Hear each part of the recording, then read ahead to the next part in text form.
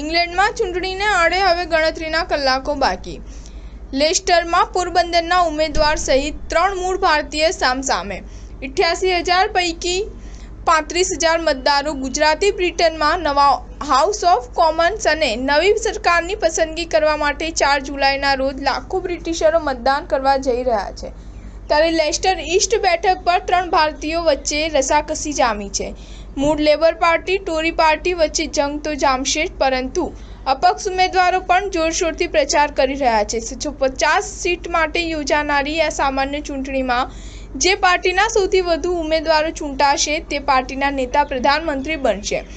જોકે કન્ઝર્વેટિવ અને લેબર પરંપરાગત રીતે યુકેની ફર્સ્ટ પાસ્ટ ધ પોસ્ટ ચૂંટણી પ્રણાલી હેઠળ બ્રિટિશ રાજકારણ પર પ્રભુત્વ ધરાવે છે, ત્યારે નાના પક્ષો માટે સંસદમાં પ્રતિનિધિત્વ કરવું મુશ્કેલ પણ બની શકે છે। લેસ્ટરમાં કુલ વસ્તી અંદાજે 88,000ની છે, જેમાં સૌથી વધારે ગુજરાતીઓની વસ્તી છે।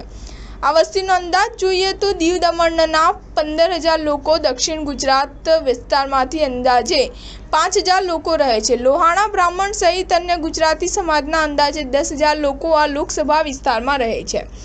અંદાજે 88,000 પૈકી 35,000 મત ગુજરાતીઓના જ છે, જ્યારે બાકીના 43,000 લોકોમાં શ્રીલંકન, તમિલ તથા અન્ય સમાજનો સમાવેશ થાય છે।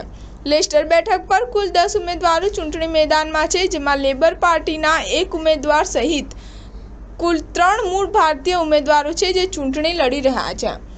જોકે આ ત્રણેય ઉમેદવારો પૈકી એક તો મૂળ ગુજરાતી છે। રાજેશ અગ્રવાલ મૂળ ઇન્દોરના છે અને લંડનના પૂર્વ મેયર રહી ચૂક્યા છે। સ્ટાર ન્યૂઝ 7 હંમેશા સચ્ચાઈની સાથે।